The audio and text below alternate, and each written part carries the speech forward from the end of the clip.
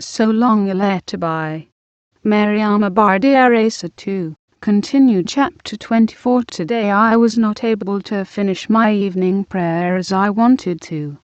Cries from the street made me jump up from the mat on which I was seated.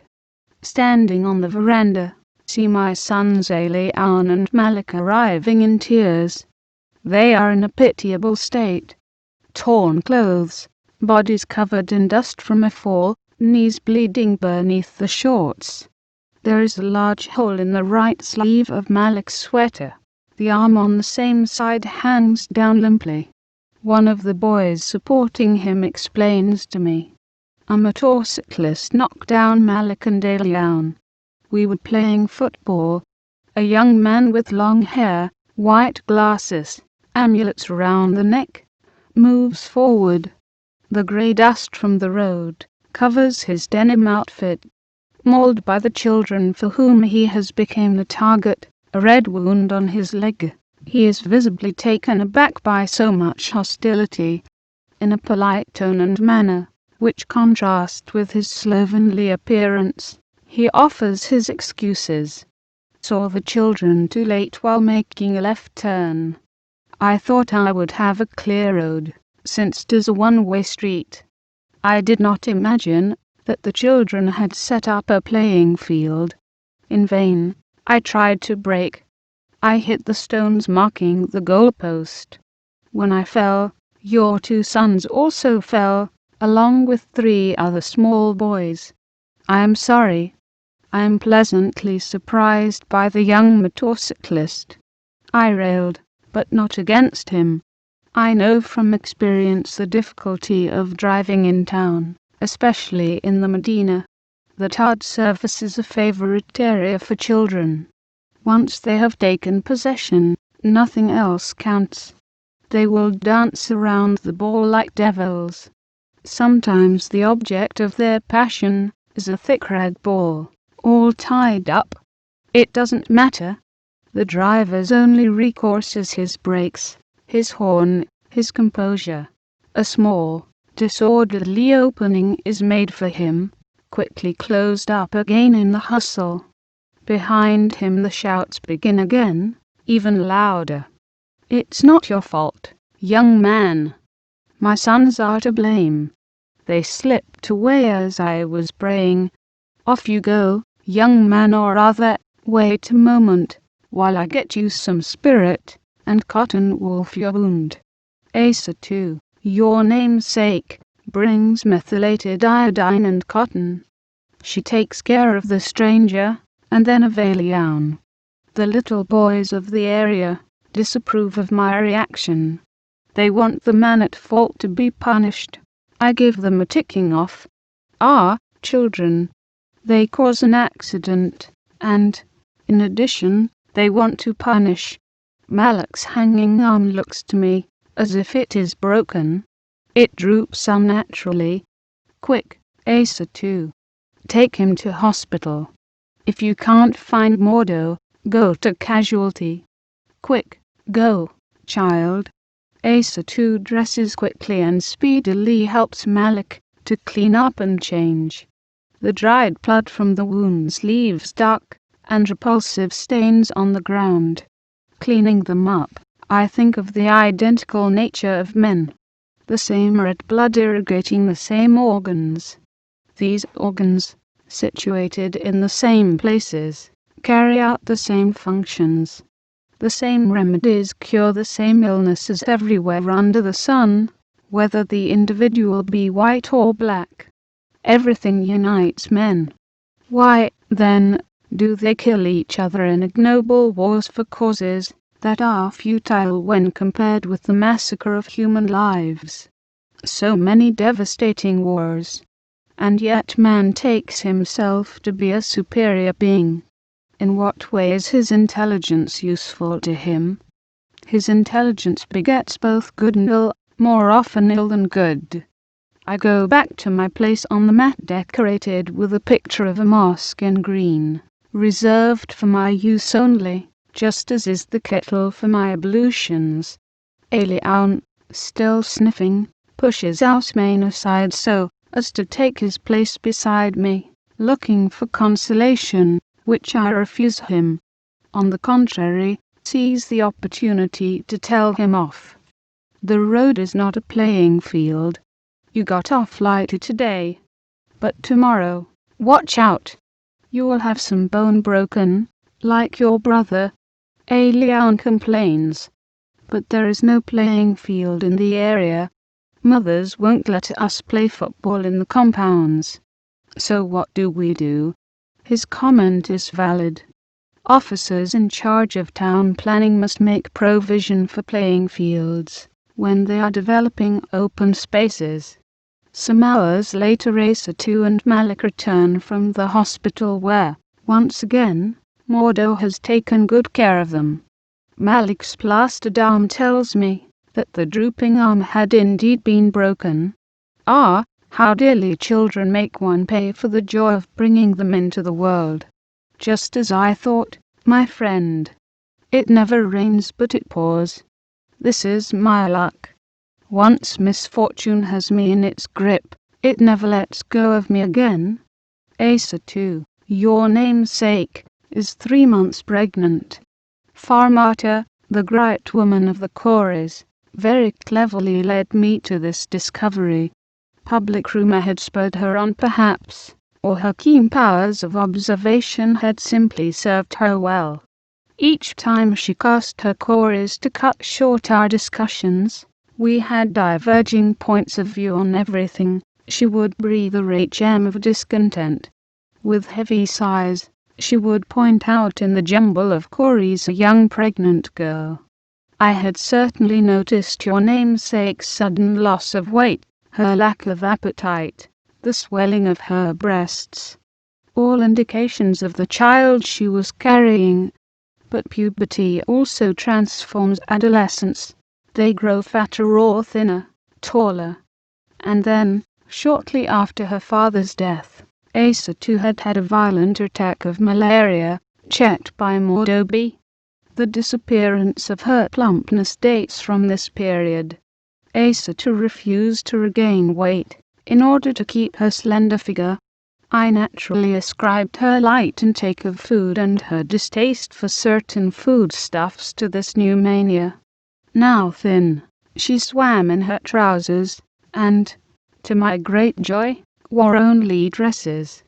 Little Alma did tell me one day that Asa used to vomit in their bathroom every morning while bathing him.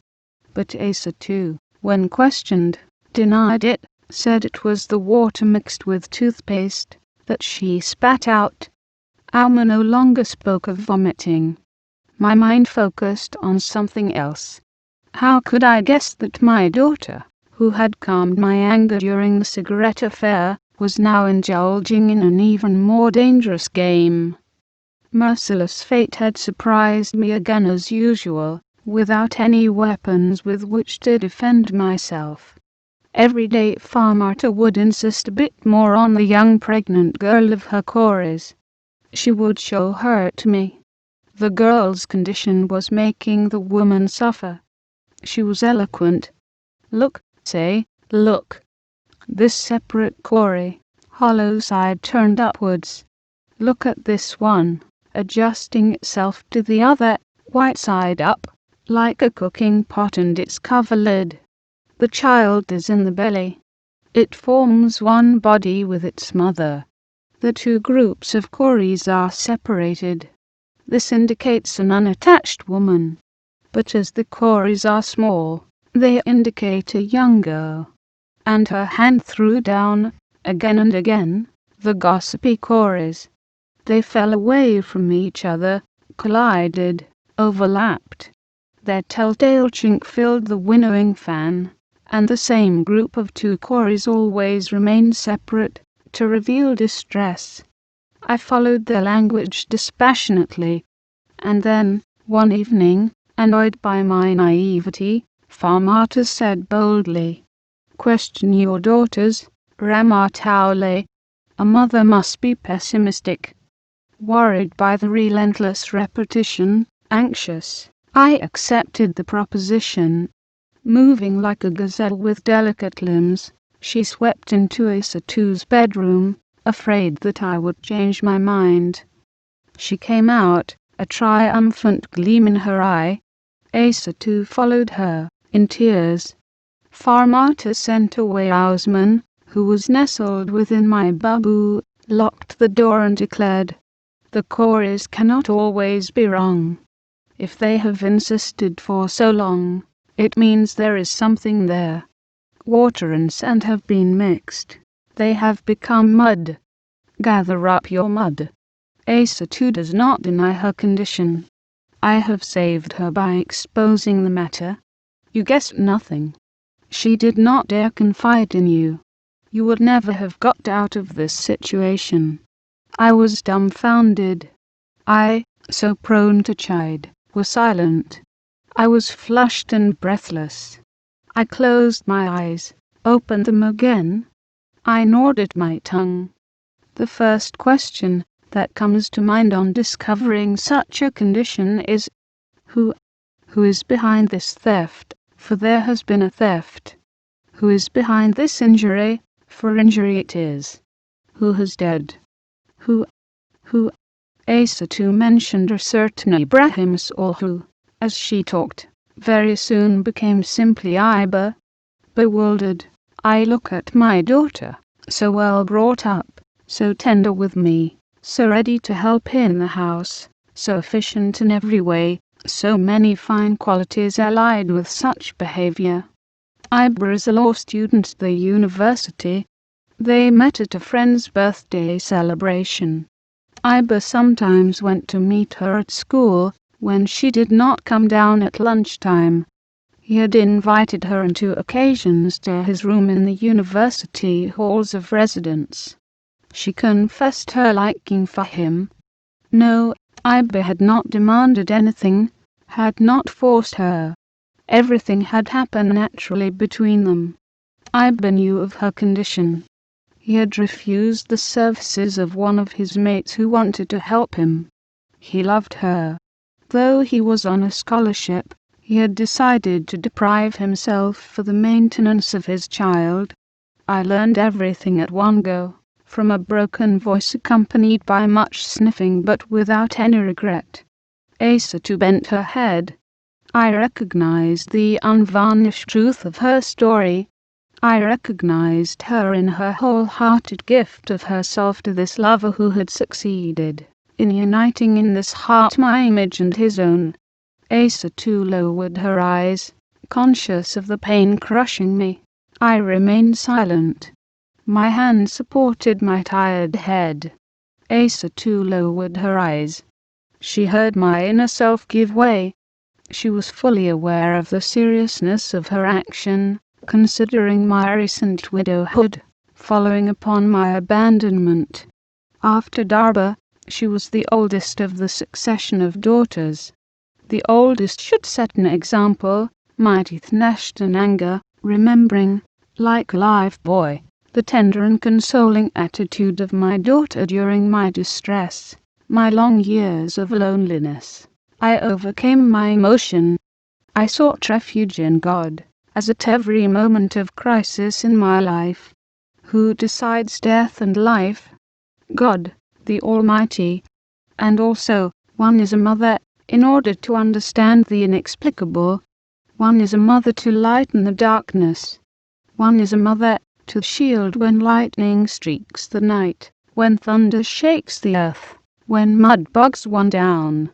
One is a mother, in order to love without beginning or end. To make my being a defensive barrier between my daughter and any obstacle. At this moment of confrontation, I realized how close I was to my child. The umbilical cord took on new life, the indestructible bond beneath the avalanche of storms and the duration of time. Saw her once more, newly sprung from me, kicking about, her tongue pink, her tiny face creased under her silky hair. I could not abandon her, as pride would have me do. Her life and her future were at stake, and these were powerful considerations, overriding all taboos and assuming greater importance in my heart and in my mind. The life that fluttered in her was questioning me. It was eager to blossom. It vibrated, demanding protection. I was the one who had not been equal to the situation. Glutted with optimism, I had not suspected the crisis of her conscience, the passion of her being, the torment of her thoughts, the miracle she was carrying. One is a mother so as to face the flood.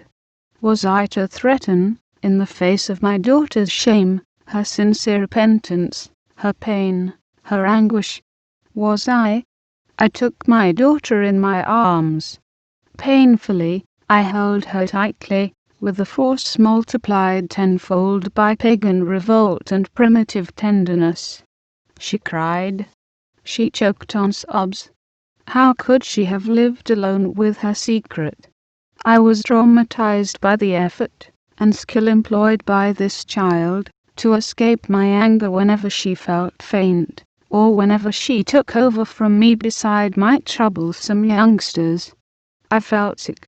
I felt terribly sick. I took myself in hand with superhuman effort. The shadows faded away. Courage. The rays of light united to form an appeasing brightness. My decision to help and protect emerged from the tumult. It gained strength as I wiped the tears, as I caressed the burning brow.